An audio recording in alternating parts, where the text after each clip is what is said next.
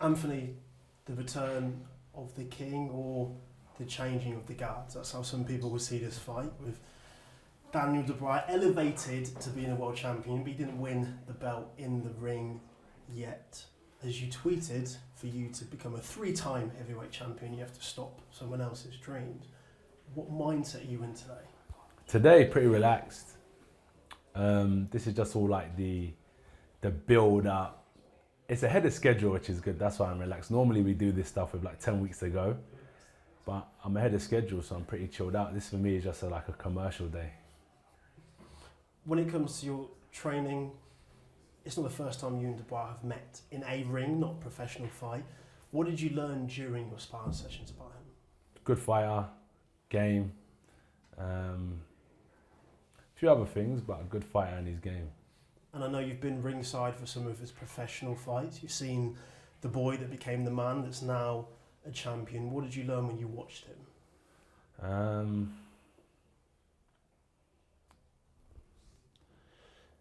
It could be a 50-50 fight, and then if you don't turn the screw, you can give him an opportunity to win. If you turn the screw, you can win the fight. And in terms of your own journey since the Usyk loss, you've changed trainer, you're now in a camp, you've been on a run of knockouts. How do you feel about your own skill set and your own abilities? Skill set's good. My fitness is improving, my strength's improving, my mindset's good.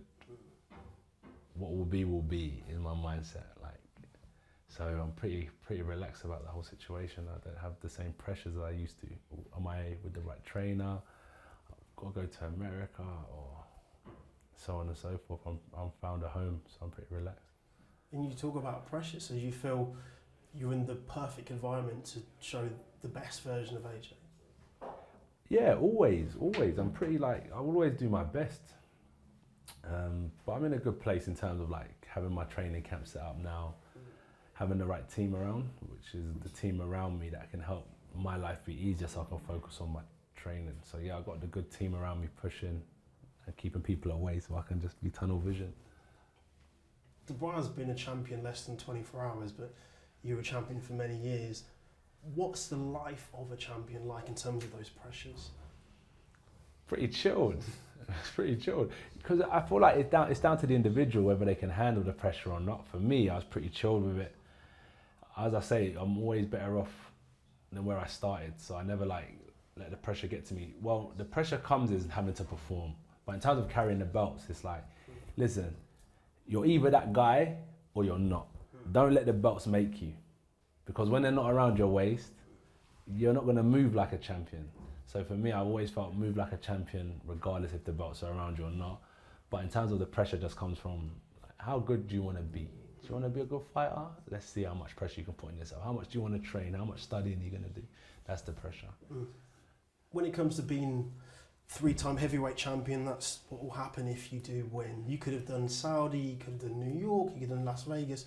Why was it important for you to come home, Wembley Stadium, most likely sold out, and go back to the top of the mountain? To come home, why is it important? Just where my career took me. I'm just blessed to be fighting. It could be anywhere, but I'm just blessed to be fighting in a ring. It could be anywhere. So for me, no stress where I fight. But for the fans, they're gonna have a good time watching. And I know you said there's no stress, but Wembley, Watford, they're not exactly far away from each other. So all of those fans that haven't been able to travel, you will definitely be buying those tickets. So when you're not there yet, as you know, it's a couple of months away, but that moment when you walk out and you see all of those fans in Wembley for you and Dubois, what will go through your mind in terms of the achievement you've achieved? Don't fold. Live up to the pressure. Live up to the expectations that I have on myself. Stay focused. Don't switch off. What kind of fighter can Daniel expect in the ring? From me? I'm a boxer. So a clever one. I'll be assessing him diligently in the ring, and then once I'm ready, I'll do what I need to do. But I'll be assessing him. One thing Daniel has, his age. He's only 26 years old. Can you remember what you were like as a fighter at 26? So I fought Dillian. Yeah, I just fought for the title. I just fought for the heavyweight championship. I just had a son, fought for the heavyweight championship. I was a little less experienced than I am now as a person, but still the same guy though, still probably doing roughly around the same things, but just a lot younger. I only had one title fight. Now I've had 13, 12, this is going to be my 13th world title fight, and yeah, it was a good time. And you carry into this fight experience, as you just said. Yeah, a lot. How would you describe yourself today as a fighter? Like, what have you learned since that 26-year-old? I can be rough if I need to, or I can one-hit sniper, take you out if I need to. So I'm glad that I went through process of going through like being reckless, went through process of trying to outbox boxers, went through processes of now trying to be a one-hit sniper. So I feel like I'm well-rounded now as an athlete, if I'm honest with you. So I don't just need one way. I don't just depend on one way to beat you. I've got like a bag full of weapons when it comes to a fight. And one thing that comes with age is more responsibility. How have you been balancing fatherhood, your community work, and still trying to be 3-time heavyweight champion of the world? You have to create structure. So for me, it's just about creating structure amongst your friends, structure amongst your organisation, and put systems in place. And once those systems are in place and like people are working towards them, then it's not a stressful process managing like fatherhood, community stuff, training. But yeah, that's the key. That's the hardest part, is putting the systems in place so I can focus on my training, yet still achieve like community goals and stuff like that. I know you had a face-off today. When you looked Daniel in the eye, what did you see? He's game. He's ready. We had a gloves off upstairs. Both stood up and was like, "Let's go now." Had a bit of beef. It was good. It was good. And in that moment, what went through your mind? Tell him relax. Told him to relax. You know? In Daniel, do you see the hunger you had at that age? Yeah, definitely. He's very hungry. He's very hungry. People underestimate Daniel. He's a fighter through and through. What will you do to make sure that you don't underestimate a very hungry now champion in Daniel Dubois? Yeah.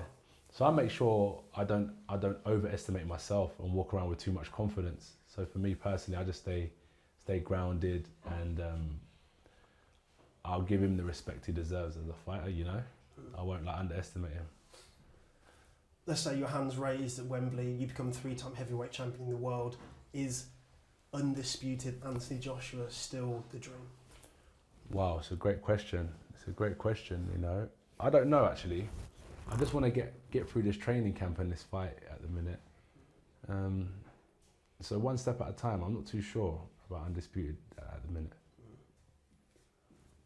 Dubois is in the middle of his career, trying to follow in your footsteps to an extent. Yeah.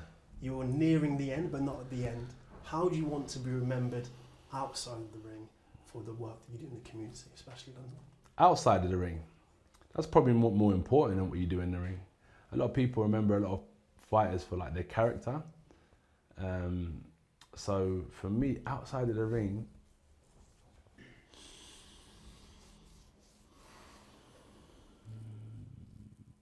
I just say help poor people who need help. People like without like in that need help by charities, and I say poor people is like this isn't a poor country. There's countries out there where kids are struggling. So go out and help people who really need help, who don't have the opportunities and resources that we have at like the click of our fingers. And you know, it could really change someone's life. It could change a community's life. So stuff like that. So yeah, that's part of the reason why I fight, is because it ain't just for me. I do it for like a wider audience.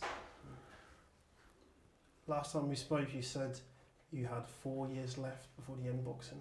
That would be 3 years now. Is that still the case? So I've got 1 more year left? 3 years left. Oh yeah, that's more than enough time to do what I need to do. What do you need to do? Win my next fight, be healthy. These are important things, but win my next fight is currently like my #1 goal. Good luck. Thank you so much. Appreciate it. Yeah.